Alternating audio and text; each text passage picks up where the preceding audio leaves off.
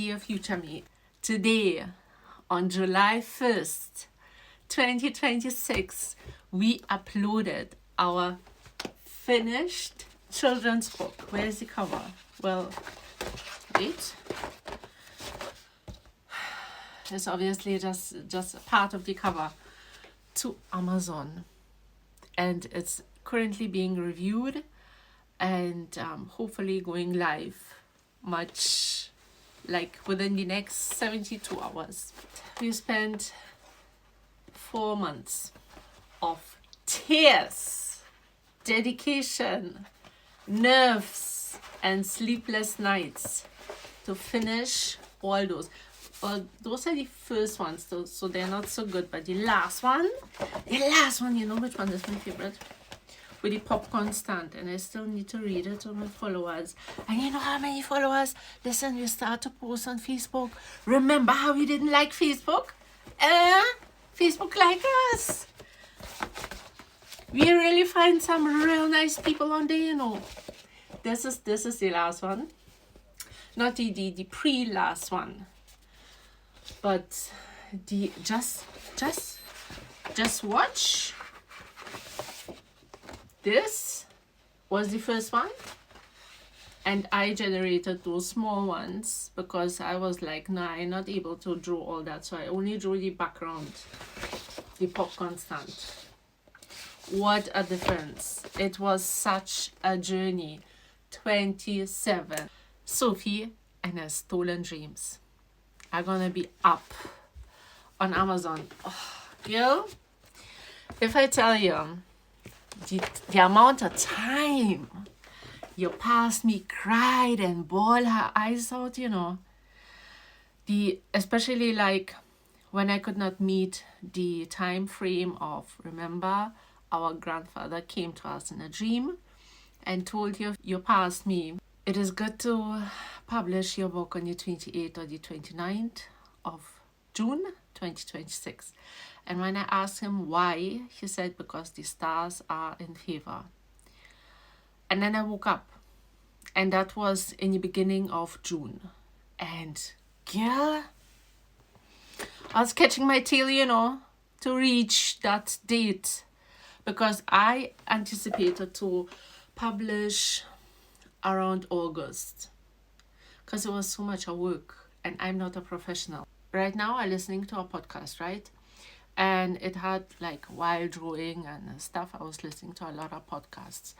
And in one podcast, it came an episode where I resonated with it so much, which said that a lot of creatives or author, I don't even consider myself an author, I'm just a creative person, right? Musicians, they're getting like a download of the book or of their artwork. And they're either getting it in a dream or in a feeling, and then they sit down and they write it down. And this was the same with this children's book. I rewrote it. I wrote it 15 years ago, the first. It was like a short, about 10 pages or so. Not even 10 pages, around 6 or 7 full pages of only text. And this one is 100 pages, well, with illustrations and so on, but only text, it was 33, and that's just the beginning of it. And it felt as like I could close my eyes and just write it down. It's like a magical download or something that you get, like an idea when it's pop in your mind and you're not doing the idea and somebody else doing the idea because you left the opportunity slide, and this download or the magical cloud found somebody else to fulfill the idea. It was the same with the book. It was just an instant download, and like all those images, whew, you see those are like in between. I did to make them bigger, then to scale them down and put them on the illustration.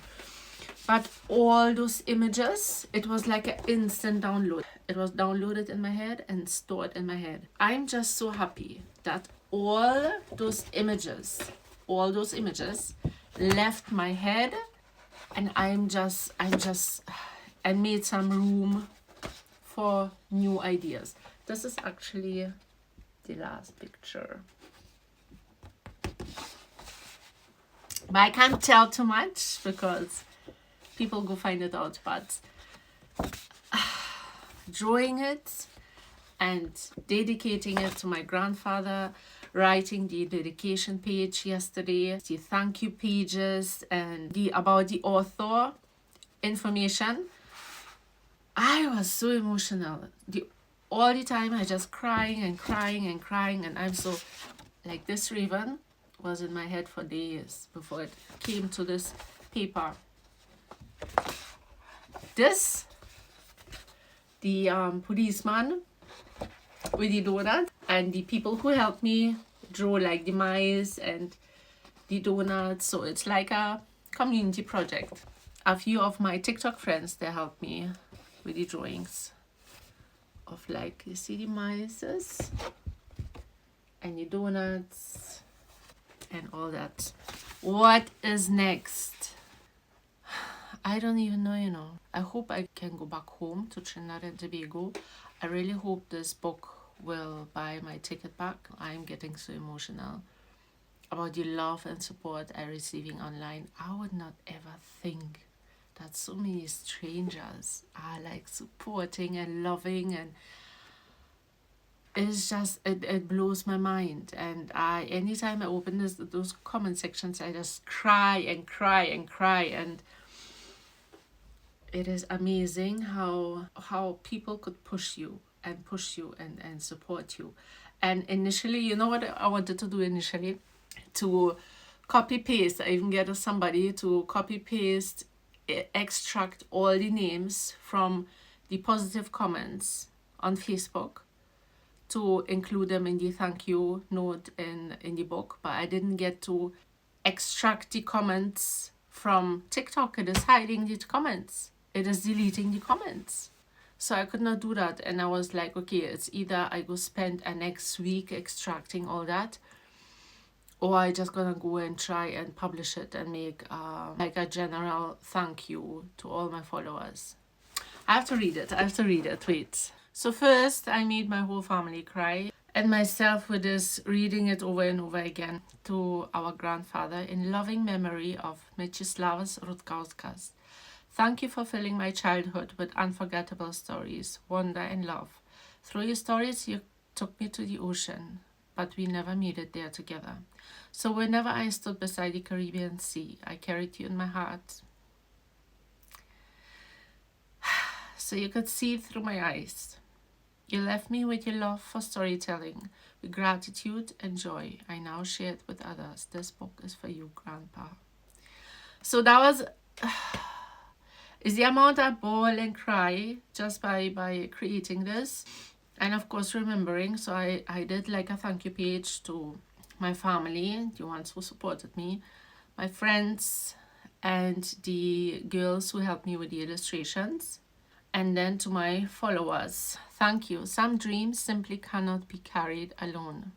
To everyone who followed this journey, celebrated every little milestone, laughed with me, cried with me, filled the comments with encouragement, and believed in the story long before it became a book. Thank you. Some of you started as followers, some of you became friends.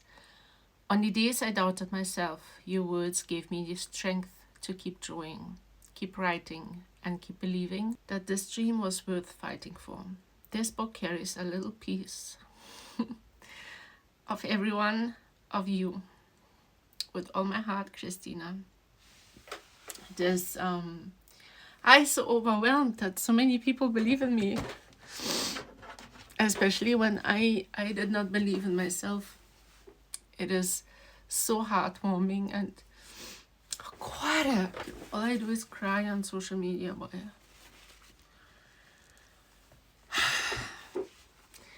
Anyways, what I wanted to tell you is that this is a tipping point in our life, I believe. And I believe that this finally gonna turn to something great, that I could share more love that I received for the best country it have out there, Trinidad and Tobago, and the people. And that this book of 100 pages, girl, is 100-page book we made. Oh my god. I could not believe that, you know. I sent this, like, the drawings to a friend of mine, and she is like, but Christina, why you didn't tell me you have this talent? All those years I know you did not tell me. I say, but I thought everybody have the same talent. I thought everybody could draw. Nobody, it's like nothing special. It's like, you know, I was not believing that this is like something special to have. In my mind, it was like everybody have a drawing gift or this or that, you know. But maybe it's the fact that growing up in Kazakhstan, you're not allowed to be proud of yourself, especially as a girl. Or like when people would tell me like, oh, you look real pretty or you're beautiful, I would like always doubt them and say, why you find so? I don't find myself beautiful.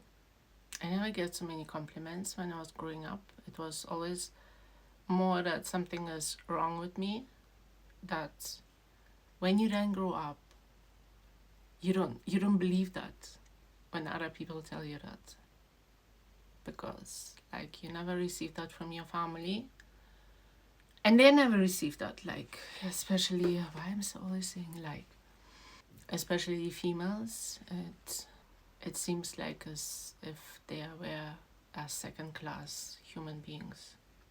But I'm healing, at least. I'm learning how to receive compliments, and I'm learning how to acknowledge that maybe I'm a little gifted or a little have talents in something. I still believe everybody could do it, though it's nothing so special. It's just a lot of work. It's just dedication and just putting the work in. This is what I believe.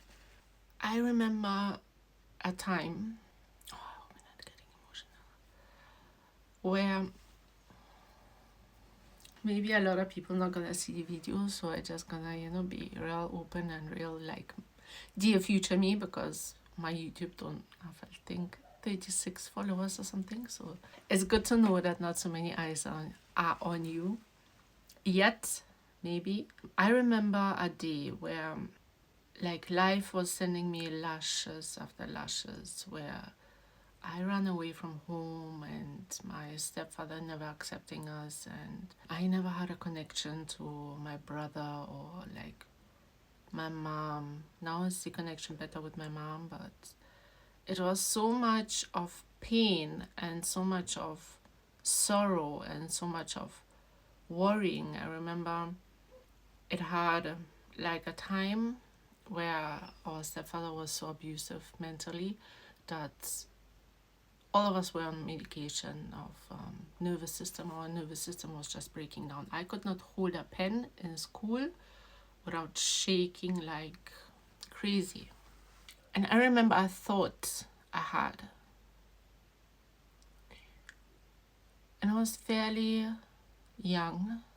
I think it was like 12, 13, 14, something around. So if that is life, if there's no happiness, if everybody life is like that, if there's only sorrow and pain and misery. And I remember sitting and thinking how much more we can take, how much